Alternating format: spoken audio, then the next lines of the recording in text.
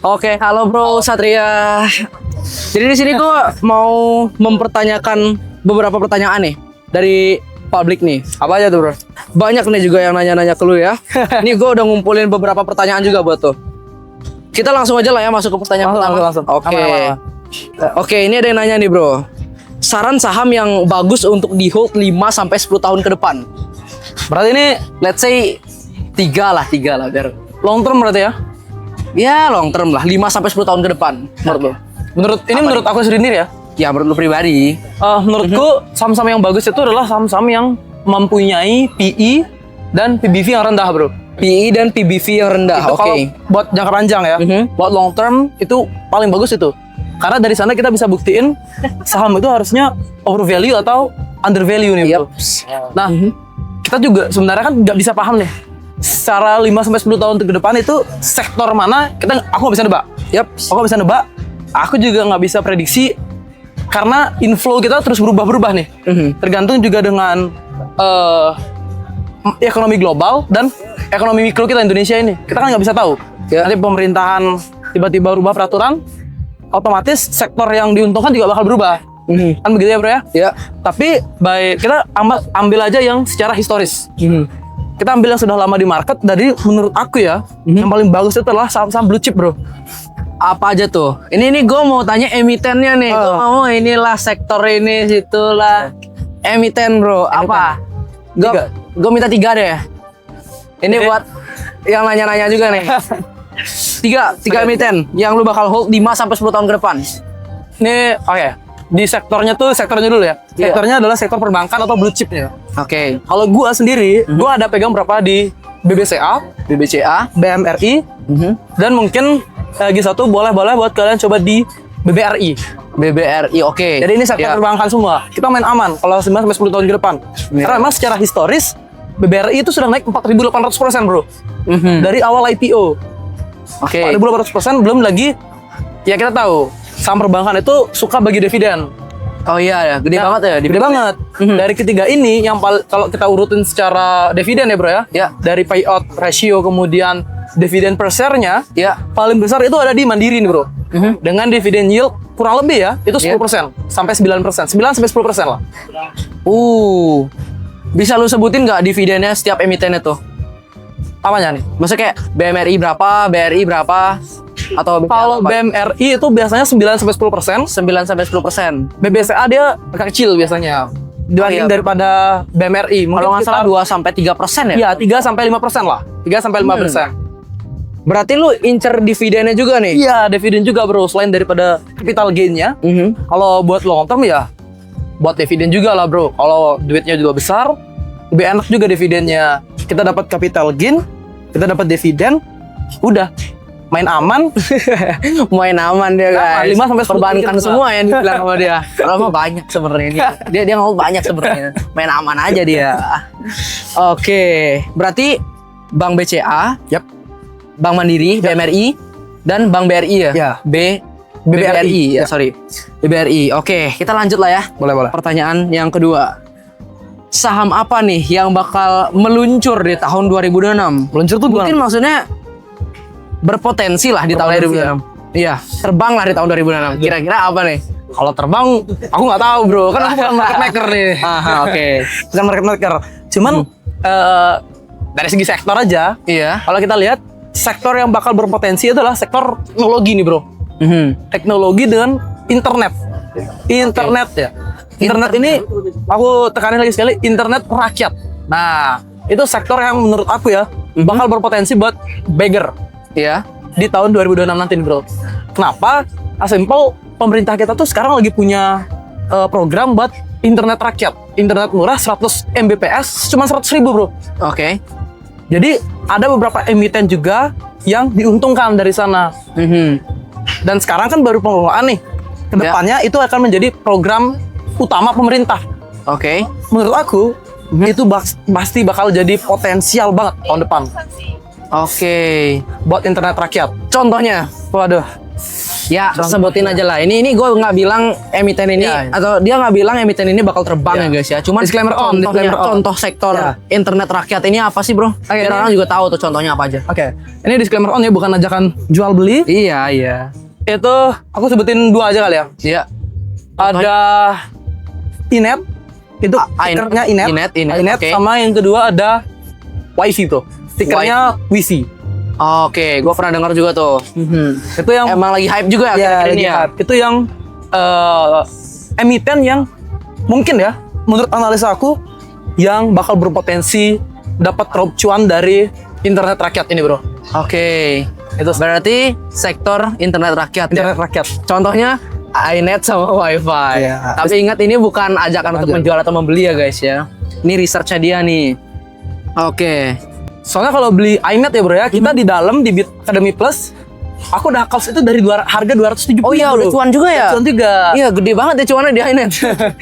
Arah terus ya. Arah terus. iNet tuh kita di internal kan udah calls dari harga 270 ya. Iya. Sekarang ATH-nya sampai di 900 bro. 900 perak per lembar dari harga 270 aku callsnya. Jadi kurang lebih kalau yang di dalam udah cuan mungkin 3x ya? 3x lah. Iya, 3x. Sekitar 3x. Itu sih bro.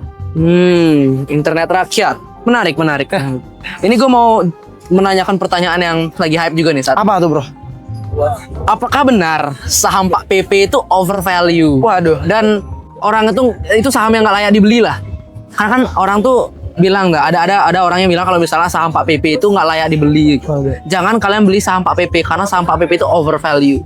Gimana pendapat lo tuh? Ini menurut analisa aku pribadi ya. Iya. Kalau ditanya apakah saham Pak PP overvalue, Pak PP itu maksud adalah Pak Prajogo Pangestu ya. Iya. Nah, apakah sahamnya overvalue? Jelas. Menurut aku ini overvalue lah. Karena kalau kita lihat salah satu contohnya aja ya. Salah satu emitennya ada Petrosi atau tikernya PTRO. PTRO. Itu PE/PBV-nya tuh tinggi banget, Bu. PE-nya sampai 100 kali. Oke. Nah, itu dianggap sebagai indikator buat yang nganut sistem value investing ya. Itu dianggap sebagai emiten yang overvalue, bro. Atau yang mahal. Overvalue banget ya. Overvalue banget, karena 100x tuh, bro. Tapi apakah itu tidak layak buat di hold? Menurut aku ya, itu layak banget, bro. Sesuai dengan tapi tidak buat jangka panjang ya, nggak buat 5 sampai 10 tahun ke depan. Oke, buat di tradingin lah ya. Iya. Kalau kalian mau swing kayak ya hold mungkin 1 sampai 3 tahun, menurut aku ya itu bagus banget, bro. Karena kalau kita lihat secara setahun ke belakang ya, beberapa tahun ke belakang ini, saham-saham yang moncer ya, kita anggap yang gerakin IHSG sampai sekarang ATH, itu adalah saham-saham dari grup konglomerasi, bro. Salah satunya adalah grup konglomerasi dari Pak PP ini. Kalau tidak ada grup dari Pak PP ini, IHSG nggak ada 8.000, bro. Ya, harga wajar intrinsiknya kalau nggak ada saham-saham kayak Pak PP, Bakri Group, Pak Happy Hapsoro, itu cuma di 6.800, bro. Nggak sampai di 6.800 ya, kalau nggak ada grup-grup itu. Tapi sekarang buktinya ada di 8.600, dibalik angkanya, bro. Gitu. Jadi apakah penting? Menurut aku ya, cocok lah buat di hold, buat di tradingin itu masih oke. Tapi kalau memang buat hold 5 sampai 10 tahun ke depan, menurut aku mending invest better ya. Invest yang tadi aku bilang aja, 3 emiten yang tadi aku bilang aja. Oke, berarti kalau buat di hold jangka panjang nggak cocok lah ya. Kurang cocok. Tapi untuk di tradingin masih sangat berpotensi. Masih berpotensi. Mungkin maksimal kalau konglomerasi ya. Menurut aku sendiri nih ya, maksimal mungkin 3 tahun lah. Buat ditahanin portofolio atau tahun, 2 tahun, 3 tahun, karena saham konglomerasi itu, bro, kalau udah ada corporate action ya, perusahaan mau beli barang kah, atau mau raih isu, atau mau backdoor listing, itu 1 tahunnya bisa naik 1000%, bro. Bisa 10x 1 tahun. Atau paling di grupnya PPP bahkan paling kecil ya, itu naiknya 100%, bro. I see. Jadi kalau buat di tradingin setahun cukup lah kalau buat yang kayak itu, tapi sekali lagi bukan buat jangka panjang nih, bro. Mirip-mirip kayak altcoins lah ya jadinya ya, buat di tradingin lah. Oke, ini ada yang nanya nih, bro. Gimana ceritanya lu bisa masuk ke dunia saham? Dan lu dulu masuk ke saham itu modal awalnya berapa sih? Waduh, ini pertanyaan bagus. Nah, aku pertama kali masuk saham itu karena biasa, bro. Dulu aku tuh kan dapat duit ya. Aku dapat duit dari dulu aku udah sempat jual akun game. Kemudian biasalah dapat apa tuh THR gitu. Oke, THR. Kemudian tadi jual akun game itu tuh bingung bro, duitnya mau taruh mana? Kalau dihabisin kasihan, ya kan? Iya, iya. Akhirnya aku cari juga, waktu itu juga iseng gitu. Gimana sih cara cari uang online? Ya itu bro, itu jujur. Jujur. Dari sana aku kenal yang namanya tuh financial market, dan aku belajar pertama tuh kripto bro. Aku tertarik sama kripto lah. Iya. Cuman menurut aku kurang bisa buat nganalisis banyak banget koin yang berpotensial. Tapi kalau di saham kan cuman, kalau di bursa kita ya, Bursa Efek Indonesia, kita cuma perlu nganalisa mungkin kurang dari 100 emiten bro. Kalau di koin kan banyak ya. Kalau di koin di kripto maksudnya ya. Jadi dari sana aku buat belajar saham bro. Gitu sih. Oke, modalnya berapa tuh tadi? Modal awalnya itu 2,5 juta aja bro. 2,5 juta. Itu pure hasil dari jualan akun game kalau nggak salah. Jualan akun game. Ah, oke. 2,5 juta tapi sempat minus tuh bro ke 1,5 juta. Oke, awal-awal lah. ya. Awal-awal. Uang belajar. Nah, ini ada pertanyaan yang cukup menarik nih, Bro. Gimana tuh? Dia nanya, gimana cara tahu saham IPO yang bagus? Wah. Apa aja yang perlu dilihat nih? Menarik nih ya. Ya. Ini pertanyaan yang cukup menarik karena kita bisa lihat antusiasme dari investor itu pada saham IPO meningkat bro akhir-akhir ini bro. Oh iya. Ya. Kalau bisa lihat kayak kemarin contoh ada Superbank mau IPO. Iya. Itu yang ikut pesan IPO-nya bro sampai 1 juta. 1 juta orang yang ikut IPO. Sedangkan saat ini ya investor kita di Indonesia itu baru 20 juta. Artinya kurang lebih itu udah di atas 2% bro dari investor itu yang ikut IPO Supa atau Superbank ini. Jadi, nah itu juga salah satu pertanda buat lihat saham yang bagus itu gimana adalah satu, kita perlu baca prospektusnya gimana. Oke. Apa itu dimaksud dengan prospektus? Jadi dia IPO nih, misalkan IPO, misalkan di Bit Academy IPO gitu ya. Oke. Incer dana 100 miliar. Nah 100 miliar ini dipakai buat apa? Itu dijelasin ya di sana ya? Dijelasin di prospektusnya. Mau dipakai apa uangnya? Mau dipakai apa duitnya? Oke. Kemudian arahnya bakal kemana? Itu penting bro. Kemudian yang kedua itu adalah hype-nya bro. Orang-orang ramai nggak bicarain ini? Lihat hype-nya dari mana sih? Biasa banyaknya tuh di news, berita ya. Iya, berita. Di berita, kemudian kalian bisa lihat juga kalau kalian pesan itu ada antriannya gitu bro. Kalau kalian misalnya di web IPO langsung itu ada antriannya. Jadi kalau kalian misalnya antrian 300.000, 200.000, wah itu udah oversubscribe bro. Udah diincar banget barangnya. Iya. Kemudian itu diangkat oleh media, rame bro barangnya. Jadi yang gerakin market buat saham yang IPO ya, itu menurut aku sendiri Ya. paling penting hype, baru prospektus. Tapi kalau aku sendiri bacanya prospektus dulu. Oke. Tapi untuk ngegerakinnya buat itu pump, hype-nya dulu ya? Hype-nya dulu. Oke. Hype itu paling penting lah. Dua hal itu yang jadi Dua hal itu. prioritas utama lah ya? Prioritas utamanya itu. Oke. Jadi hype-nya dulu, prospektus perusahaannya. Sama mungkin satu lagi tuh jumlah saham yang diedarkan. Free float-nya yang diedarkan berapa persen. Kalau free float-nya besar, susah buat naik bro biasanya. Kalau free float-nya misalkan sampai 50%, 60%, 70%, mungkin nggak mungkin kalau IPO ya. Iya. Cuman kalau setelah itu biasanya gitu, susah bro buat naik bro. Karena nggak ada pengendali yang pasti di saham itu, gitu sih bro. Tapi free float yang bagus itu berapa sih? Maksudnya di bawah berapa sih? Mungkin entah 10% kah, 20% kah? Yang bagus nih. Kalau Free float enak yang buat di tradingin ya, menurut aku sendiri tuh ada di 20 sampai 30% sih. Ya. Sorry guys.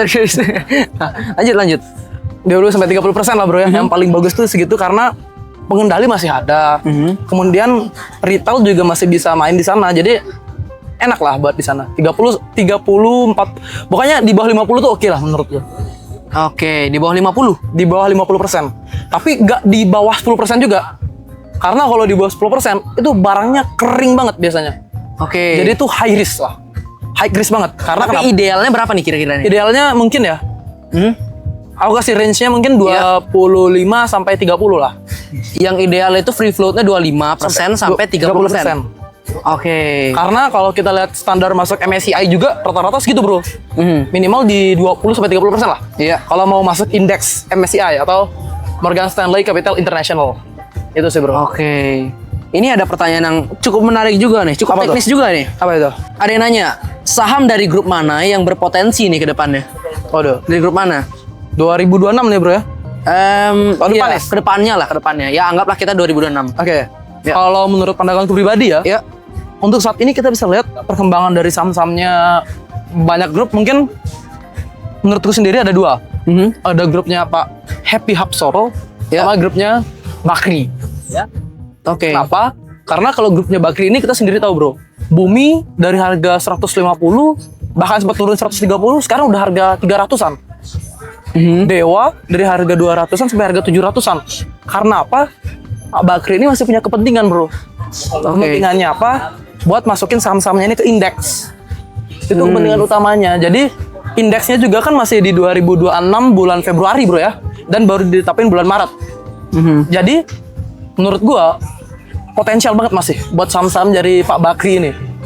Oke. Tuh, kita juga di dalam udah calls juga nih bro. Bumi kita calls dari harga 170, Ya. sekarang udah 350. Harusnya yang di dalam udah X2 nih, 2X ya? 2X. Gitu sih. Oke. Apa aja tadi tuh, bro? Dua ya? Dua. Ada grupnya dari Pak Bakri, Bakri sorry. Kemudian yang kedua dari Pak Happy Hapsoro. Oke, catat tuh guys, catat. Last question nih. Pertanyaan terakhir. Ini ada yang bilang, gue punya modal 10 juta nih. Kira-kira saham apa yang bagus untuk gue alokasikan ke porto gue ya? Dan alokasinya gimana? Wah, 10 juta Nih. modalnya nih. Pertanyaan yang cukup teknis ya. Iya. Balik lagi ini sebenarnya tergantung profil risiko masing-masing ya. Apakah kalian sukanya yang low risk atau sukanya yang high risk? Tapi kalau gue sendiri dengan skill yang gue punya saat ini, Ya. gue bakal pakai mungkin ya 70%-nya buat yang aman. Yang gue percaya bukan. Mungkin bisa dibilang moonstock lah. Gue bilangnya moonstock. Oke. Jadi yang gue yakinin mungkin buat setahun ke depan ini bisa gain banyak banget. Bisa mungkin 2x, 3x. Oke. 70% di sana. Kemudian 30% lagi mungkin 15% lah, 15% buat dividen. Dividen play buat aman-aman. Kemudian 15% lagi tuh cash buat di tradingin. Atau mungkin 10% buat trading, 5% buat cash, jaga-jaga. Oke. Emitennya dong. Waduh, Jangan aset yang kayak gimana, saham yang Aduh. gimana. Emitennya dong.